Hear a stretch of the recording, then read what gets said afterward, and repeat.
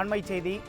நெல்லை மாவட்ட காங்கிரஸ் தலைவர் ஜெயக்குமார் தன்சிங் கடந்த 2 நாட்களாக காணவில்லை என்று அவரது மகன் புகார் அளித்திருந்த நிலையில் அவர் எரிந்த நிலையில் சடலமாக மீட்கப்பட்டார் என்ற செய்தி கேட்டு அதிர்ச்சியுற்றதாகவும் அன்னாரது குடும்பத்தாருக்கு தனது ஆழ்ந்த இரங்கலை தெரிவித்துக் கொள்வதாக அதிமுக பொதுச் செயலாளர் எடப்பாடி கே பழனிசாமி குறிப்பிட்டுள்ளார். இது பற்றிய கூடுதல் விவரங்களை தலைமை செய்தியாளர் ஜெயக்குமார் வழங்க கேட்கலாம். வணக்கம் ஜெயக்குமார், விவரங்கள். வணக்கம் உமேஷ்.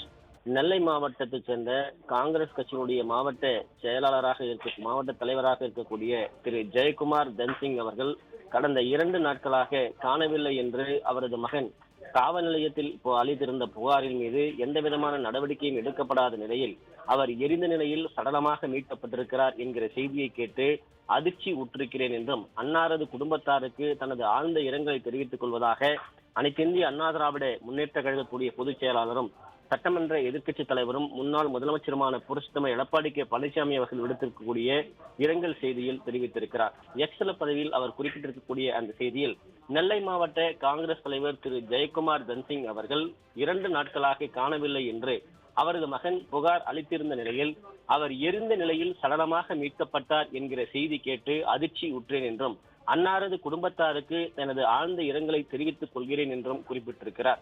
இந்த விடியா திமுக ஆட்சியில் சட்டம் ஒழுங்கு சீர்குலைந்து வருவதை நான் தினந்தோறும் சுட்டிக்காட்டி வருகிறேன் என்று அதிமுக பொதுச் செயலாளர் புரட்சித்தலைவர் எடப்பாடி கே பழனிசாமி அவர்கள் சுட்டிக்காட்டியிருக்கிறார். தற்பொழுது ஒரு தேசிய கட்சியினுடைய மாவட்ட தலைவர் பொறுப்பில் இருக்கக்கூடிய ஒருவரே எரிந்த நிலையில் சடலமாக மீட்கப்படுவது என்ற ஒரு சட்டம் ஒழுங்கு சீர்கேட்டினுடைய உச்சம் தமிழகத்தில் எப்படி இருக்கிறது என்பதை அவர் வேதனையோடு பதிவு செய்திருக்கிறார். தமிழ்நாட்டில் எந்த ஒரு குற்றச் செயல்களையும் சட்டத்தின் மீதோ காவல்துறையின் மீதோ எந்தவித அச்சமுமின்றி சமூக விரோதிகள் செய்ய துணிந்து விட்டனர் என்றும் இந்த ஆட்சி அதற்கேற்றார் போலவே சட்டம் ஒழுங்கின் மீது எந்த அக்கறையும் இன்றி கும்பகர்ண தூக்கத்தில் இருப்பதையும் அவர் பதிவு செய்திருக்கிறார். திரு ஜெயக்குமார் தன்சிங் மரணத்தில் தொடர்பு உள்ளவர்களை உடனடியாக கைது செய்து உரிய நடவடிக்கை எடுப்பதோடு இனி இது போன்ற குற்றங்கள் நிகழா வண்ணம் சட்ட ஒழுங்கை காக்க ஆக்கப்பூர்வத்துடன் செயல்படுமாறு இந்த விடியா திமுக அரசின் பொம்மை முதல்வரை வலியுறுத்துவதாக அனைத்திந்திய அண்ணா திராவிட முன்னேற்ற கழகத்துடைய பொதுச் செயலாளரும் சட்டமன்ற எதிர்க்கட்சி தலைவரும் முன்னாள் முதலமைச்சருமான புரட்சித்தலைவர் எடப்பாடி கே பழனிசாமி அவர்கள் வலியுறுத்தி இருப்பது குறிப்பிடத்தக்கது. உமேஷ்,